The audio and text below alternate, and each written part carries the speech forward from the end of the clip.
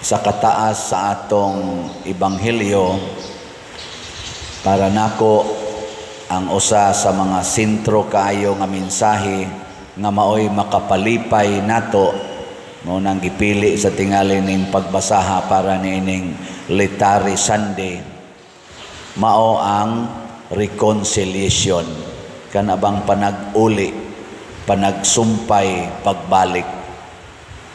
Lingi ay mong tupad ing naway na nga putol sa inyo, naway na nga bugto,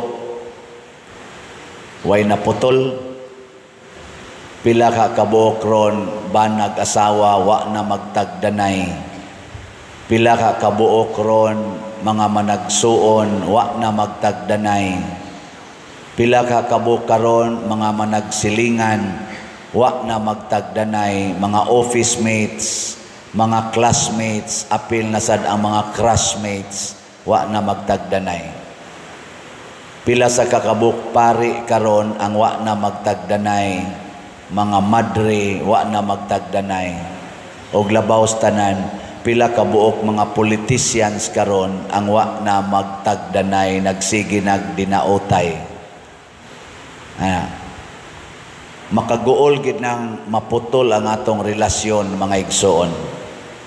Ang amahan sa gitawag natog prodigal son nasakitan kay giputol sa anak ang iyang relasyon sa iyang pamilya. Gikuha niyang iyang bahin, nilangyaw siya glayo o giwaldas niya ang kwarta. Kining makaputol sa relasyon nga murag gunting wa gilain kana giyong sala. Ang sala muna kon gusto ta nga malipay kay ang dako kayong kalipay kana magyong masumpay og balik atong relasyon, reconciliation. Unahon gid nato pag atubang ang atong sala nya magbasol ta og mobiya sa sala.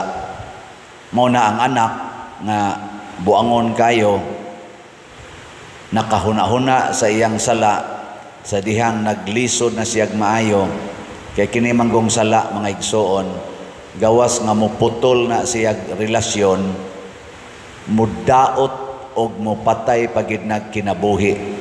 Nya kining word nga kinabuhi duha ni kabuk meaning existence og joy or kalipay. Naidaghan nato dinhi buhi pa, gaginhawa pa, pero wa nay kalipay. Kana gipatay na sa sala ang iyang kinabuhi nga ang meaning kalipay. Gilingay mong tupad ang di mulingi patay na. Lingi ay mong tupad ing na happy ka ing na happy ka karon naagi mga naong nga wa gyud mulingi patay na naghambin og mga kasakit kay naidaghang nga putol nga relasyon. Malipayon kaha si Marcos team karong panahon na malipayon sila ambot lang. Si Duterte team, malipayon karong panahon na. In general, ang atong mga kandidato, mga kaning kandidata, mga kaniniang mga independente, ug naay partido, malipayon ka sila karon. Adtong March 28, 2 days ago, nag-birthday si President Duterte. Gipakita dito nga sa atong social media mo ni nakanindot kay makakita tas tibuok kalibutan in just one click.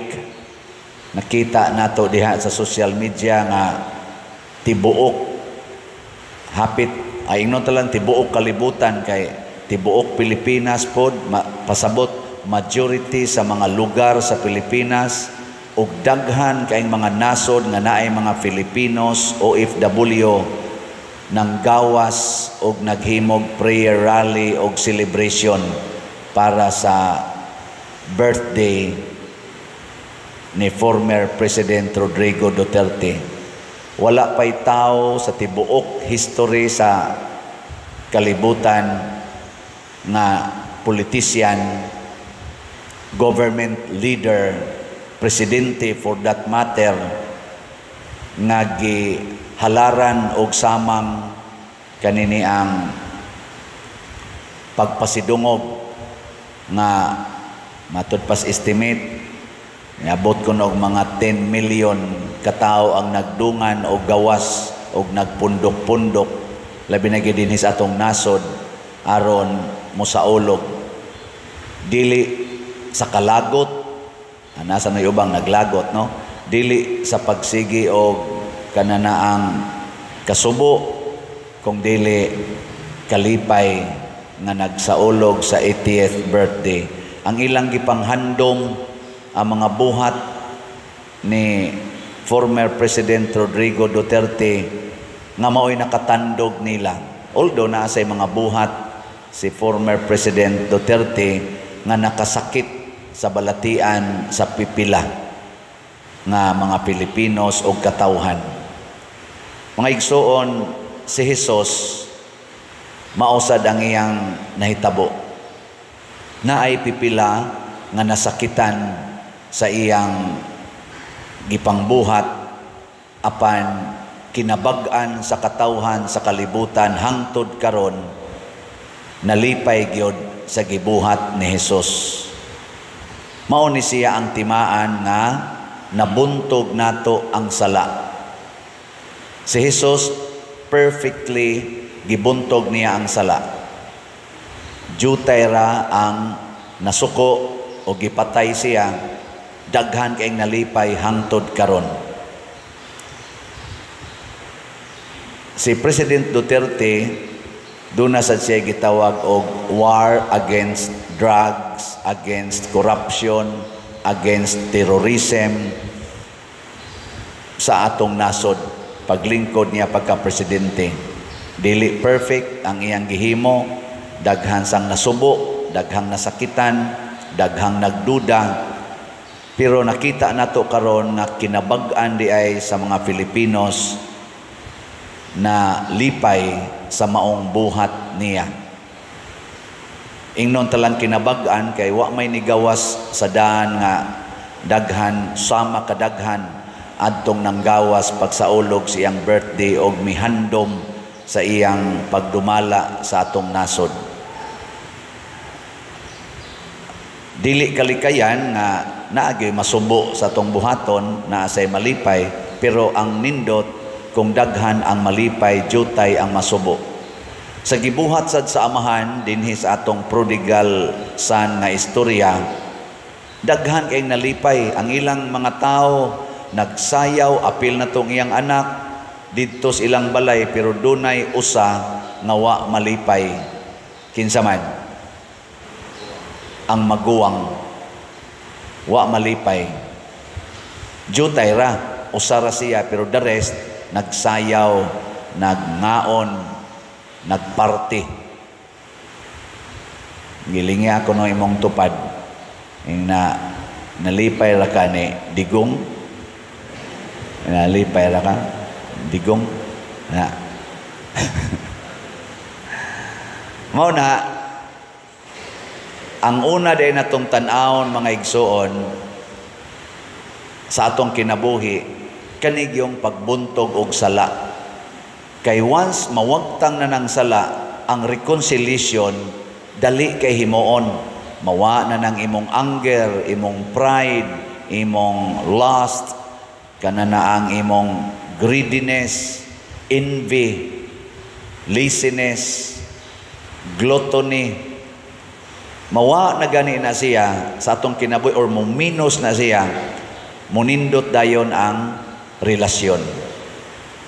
Unang iampo nato ang atong mga leaders sa simbahan o sa atong gobyerno nga ang ila untang buntugon ang sala. Muna ako sa nang balik-balikon din unsa man gyroy nag-unang sala sa atong katilingban. Kana bang gitawon tog public sins? Mag-una ginang corruption, graft and corruption, billions ang atong nawagtang ana, makasubo kaayo niya dayon kaning drugas nga maoy ni himong mga adik sa daghan kay nato rong mga tao niya kanina sang violence, patay related sa nis drugas karon hapit kada adlaw kadungog na sa tag gipangtulis, gipatay ana kahada adlaw tungod gyapos drugas niya kaning atong gitawag og immorality, sexual immorality, prostitution, ana kinabitay ug uban pa mga sala man ni nga makabungkag og kaning pagkakuwang nato sa gitawag nila accountability o transparency sa atong mga officials sa gobyerno nga naglingkod diha sa mga panudlanan o mga opisina. Wa sila siging pamakak, siging mga fake news sa atong mga social media.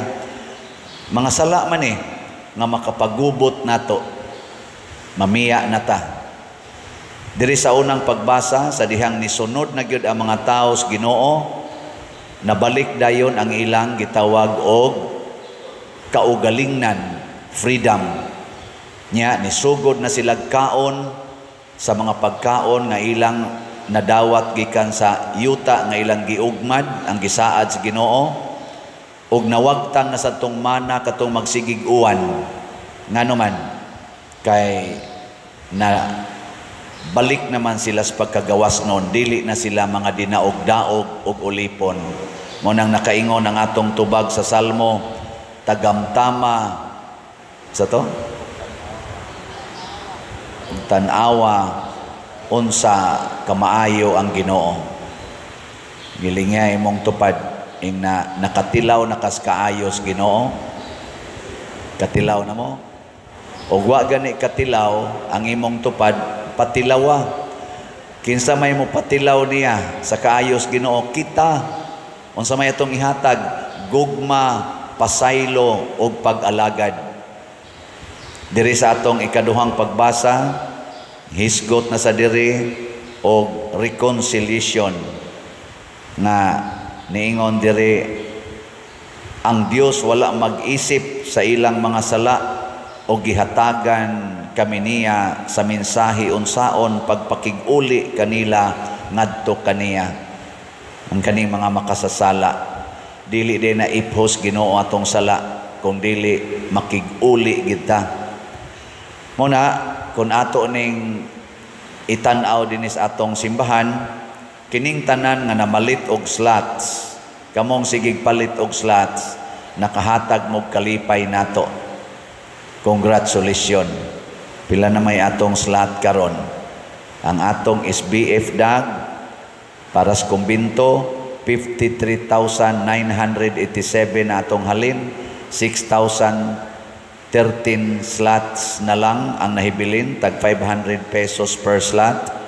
Naasad ni 16 slot challenge nga tag 8,504 ang atong nadawat na. Nya katong atong God's Healing and Deliverance Powers, GHDP, para nis atong Holy Week celebration o Fiesta celebration, 13,886 na ang atong halin. Dako-dako pangkuwang napay 56,114 ka slots nga available tag 100 pesos per slot. Naasad ni siya ay 12 slot challenge nga tag 1,200, 490 na ang atong nadawat. Nya katong atong itabang ni Father Arnel ang haligi para ni Mama Mary HPMM 8,752 na ang atong halin. Naapay 3,248 ka slots nga available tag 100 pesos per slot. Naani 20 slot challenge nga tag 2,064 na ang atong nadawat. Atong pakpakan ang atong namalit og slot. Salamat kayo. Unsa bay nahitabo aning namalit? Ilang giwagtang usa ang sala sa kadaw, kanang kadaw, nabuntog nila. Congratulations, lipayon mo sa Ginoo. Atong iampo ang atong mga opisyal sa gobyerno o kaning mga kandidato nato nga unta mamiya sila sa sala. Ug ang ato sang pilion nga mga kandidato kana gyung mobiya og sala. Unsao man nato pag ilang i-condemn sa ila karong mga pangumpanya diha nga makita nato social media, kana bang kinasing-kasing nga ilang i-condemn ang mga public sins.